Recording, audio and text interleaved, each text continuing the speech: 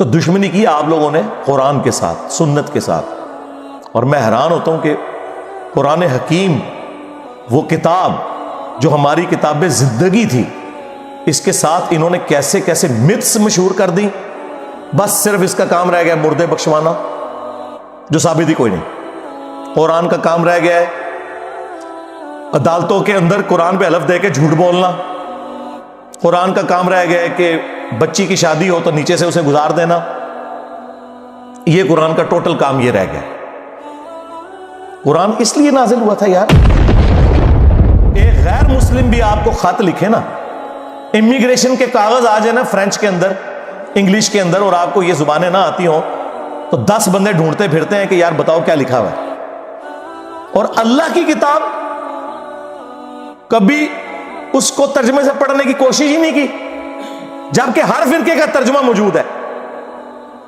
دیکھیں جھگڑا تب تھا جب آپ کہتے ہیں کہ انجینئر صاحب خود ترجمہ دے رہے ہیں. لوگ میرے بارے میں کہتے ہیں نا کہ یہ علماء سے دور کر رہے ہیں. سرکار بالکل الٹ بات ہے، میں علماء کے آپ کو قریب کر رہا ہوں. لیکن مسئلہ یہ ہے کہ میں ایک عالم کے آپ کو قریب نہیں کرتا، میں کہتا ہوں سب کی بات سنو. ہاں وہ اس کو کہتے ہیں علماء سے دور کرنا. وہ کہتے ہیں صرف ہماری سنو. کیا میں نے کبھی کسی کو کہا کہ آپ میرا قرآن کا لکھا ہوا ترجمہ پڑھیں؟ نہ میں نے کوئی لکھ کے آپ کو دیا. میں نے ہمیشہ کہا کہ بریلوی ہو تو احمد بریلوی کا ترجمہ پڑھ لو. چاند ایک جگہ پہ اختلاف ہو سکتا ہے نا. ایاک نعبد و ایاک نستعین کا ترجمہ انہوں نے یا شیخ عبد القادر جیلانی مدد تو نہیں کیا ہوا. دیوبندی ہو اشرف تھانوی کا ترجمہ پڑھ لو.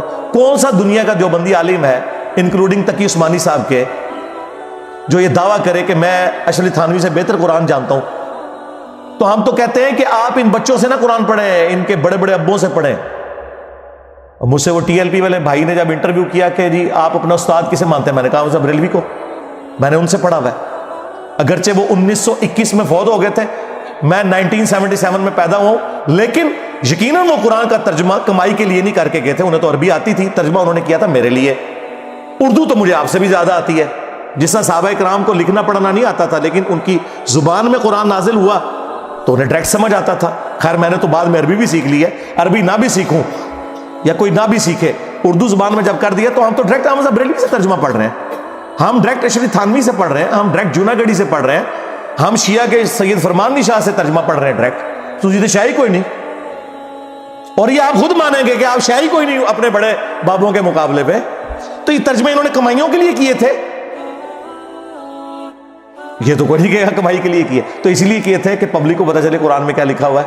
وہ آپ پڑھنے نہیں دے رہے. ہمارے ایک شیعہ دوست ہیں عالم دین، ماشاءاللہ بہت اچھا کام کر رہے ہیں. ان کا ایک جملہ گولڈن جملہ ہے. انہوں نے کہا کہ آج کوئی غیر مسلم آ کے آپ سے یہ کہے کہ میں مسلمان ہونا چاہتا ہوں یا ابھی ہوا ہوں، مجھے بتائیں میں نے اسلام کو اسٹڈی کرنا ہے کہ اسلام کی مجھ سے کیا ریکوائرمنٹ ہے، میرا خدا مجھ سے کیا چاہتا ہے، میرا اللہ مجھ سے کیا ڈیمانڈ کرتا ہے، تو آپ اسے کون سی کتاب پڑھنے کے لیے دیں گے؟ تو ساروں کا جواب یہ ہوگا کہ قرآن پڑھنے کے لیے دیں گے. اور آگے سے وہ گورا یہ پوچھ لے کہ بھائی آپ نے بھی اسی قرآن کو پڑھ کے اپنے عقیدے صحیح کیے تھے؟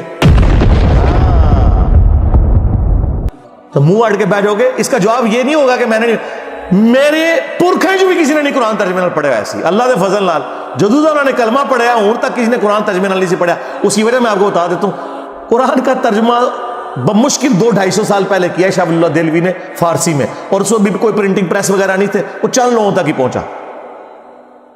ایکچولی اگر آپ دیکھیں تو ان 15-20 سالوں میں زیادہ ہوا ہے کہ سافٹ ویئر بنے عام بندوں کے ہاتھ میں ہے، ورنہ ترجمہ والا قرآن تو آپ کو مسجدوں میں نہیں ملتا تھا.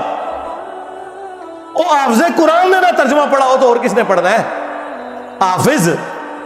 حافظ بن کے نکلتے ہیں، حافظ نہیں حافظ. انہوں نے نہیں قرآن ترجمے سے پڑھا ہوا، اور کس نے پڑھنا ہے؟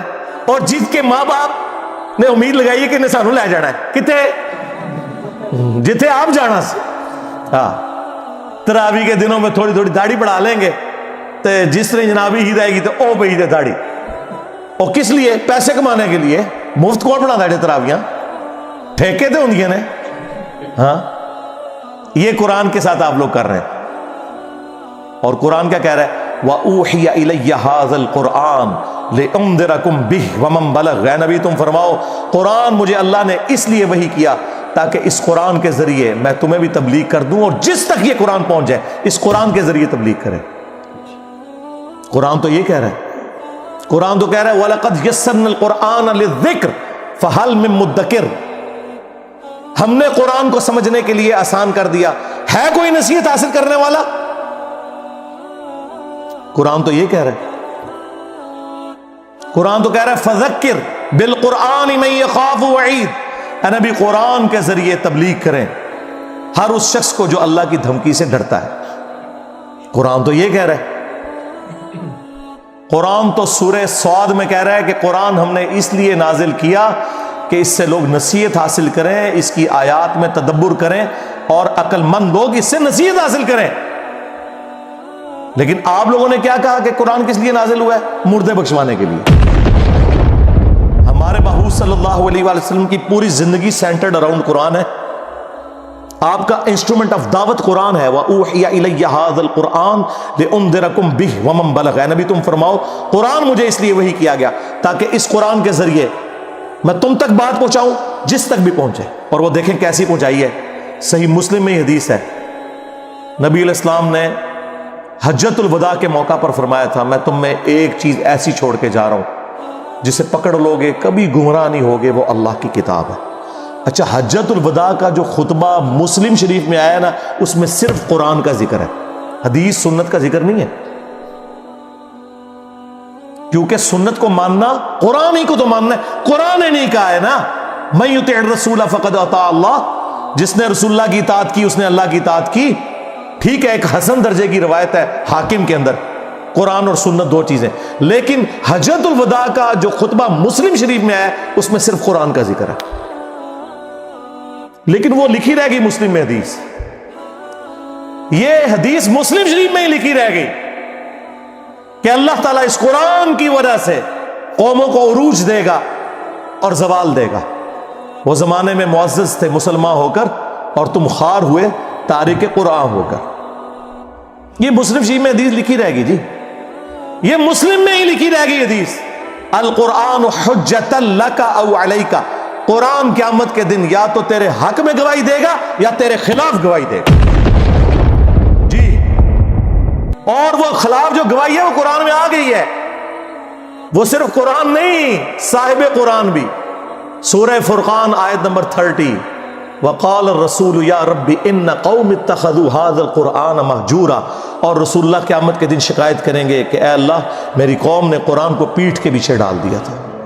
ہاں، ہمیں شفاعت رسول کا بتایا گیا جو برحق ہے، عسیٰ ان یبعثک ربک مقاما محمودا، کوئی شک نہیں، اللہم اجعلنا منہم، اللہ تعالیٰ ہمیں ان میں کرے جن کو رسول اللہ کی شفاعت نصیب ہوگی صلی اللہ علیہ وآلہ وسلم۔ لیکن یہ تلخ پہلو ہے کہ نبی علیہ السلام نے شکایت بھی لگانی ہے، جس کی شکایت لگ رہی ہوگی وہ شفاعت کس منہ سے کروائے گا؟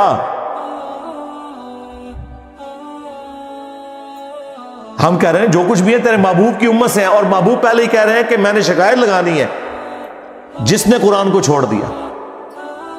محبوب تو رو رہے ہیں اس بات کے اوپر، بخاری اور مسلم دونوں میں حدیث ہے، عبداللہ ابن مسعود رضی اللہ تعالیٰ عنہ کہتے ہیں ایک دن نبی علیہ السلام ممبر پہ چڑھے اور میں آڈینس میں نیچے بیٹھا ہوا تھا، تو رسول اللہ نے کہا عبداللہ ہمارے قریب آؤ، میں قریب گیا، کہا عبداللہ ہمیں قرآن سناؤ۔ ان کا یا رسول اللہ قرآن تو آپ پہ نازل ہوا ہے۔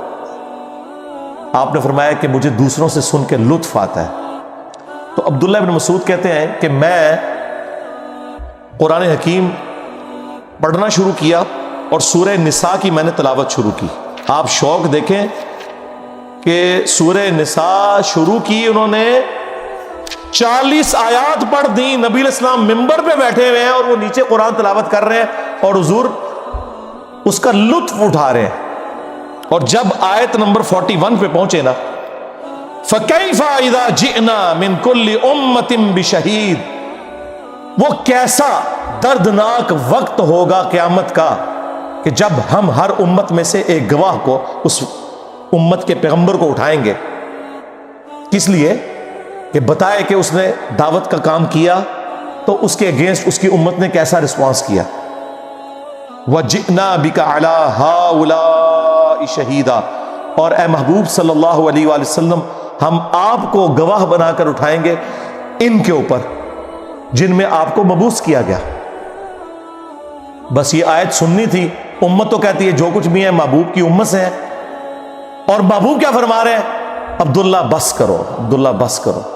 کہتے ہیں میں نے نگاہ اٹھا کے حضور کی طرف دیکھا تو آپ کی دونوں آنکھوں سے زار و قطار آنسو جاری تھے کہ مجھے اپنی امت کے خلاف قرآن کی اس آیت کے تحت گواہی دینی پڑے گی. اس لیے رو رہے ہیں کہ مجھے گواہی دینی پڑے گی کہ میری امت نے قرآن کو چھوڑ دیا، میرے دین کو پس کچھ ڈال دیا، اور امت امید لگائی بیٹھی ہے حضور نے شفاعت کرنی ہے. آپ دیکھیں کتنا فرق ہے.